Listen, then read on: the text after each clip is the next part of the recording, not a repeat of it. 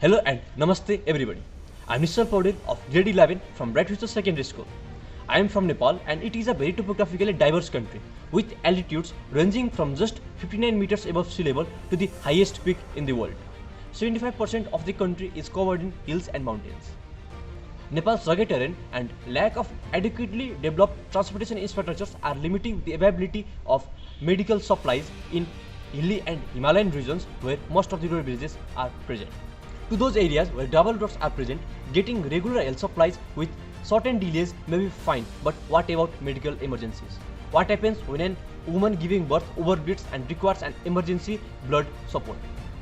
The short answer is she just dies, because according to the report by World Health Organization, the major reason of maternal death is overbleeding and infection during and after childbirth, which can be easily prevented with correct and immediate medical support.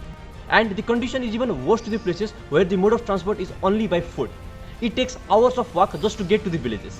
And as you can see in these pictures, we can see the struggle of health workers getting medical supplies to those areas. They are risking their own lives just to save the life of others. And here we cannot even imagine the emergency medical support and supplies. With this problem in mind, I developed a medical multirotor capable of delivering 2 kg of medical payloads. 2 kg may not sound much at the first glance, but with this same capacity, we can deliver up to 4 units of blood, or the medicines that could serve up to 10 to 15 people, or 30 packets of dry noodles, or any other equipment that weighs up to 2 kg. Just the material I mentioned could be life-saving in emergency situations. And it has a service radius of 5 km from its takeoff point and doesn't require the active internet connection to perform its functions.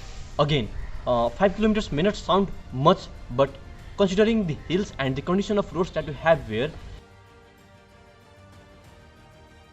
the point to point air distance which our drone follows equates to 20 to 25 km of road distance.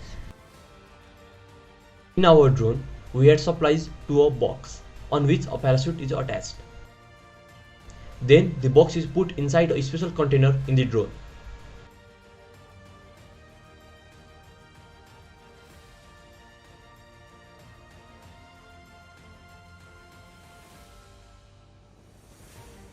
A mission is then drawn on a computer and uploaded to the drone wirelessly. The 200 watt-hour energy stored in lithium polymer batteries in the drone makes it able to stay in air for up to 18 minutes with a full payload of 2 kg. Then the drone follows the mission and drops the payload on the intended location. The supplies are safely brought to the ground with the help of the parachute.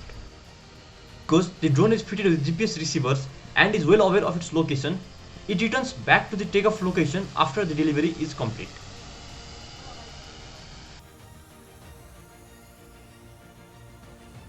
And the whole process is autonomous, so pilot with minimum 15 days of training can easily operate this drone. Because our drone takes air-to-air straight path and can fly speeds up to 60 km per hour, the service it provides is unmatched by any other vehicle. And it makes it a superior vehicle which our country needs. And during natural disasters like flood and landslides, which happen almost every year during rainy seasons, the road gets blocked and the bridges get swept away. Here, the road transport becomes completely useless and the only way that we can help the needy people is by air. Getting helicopters on spot is slow due to legal procedures, but our drone could be in air to help carrying supplies within minutes. I believe it is not necessary to have groundbreaking inventions or discoveries to transform or reform our society. We just need to be able to use the existing technologies that can actually make a difference in person's life. We are developing drones to save lives. With this statement, I would like to end my presentation here. Thank you.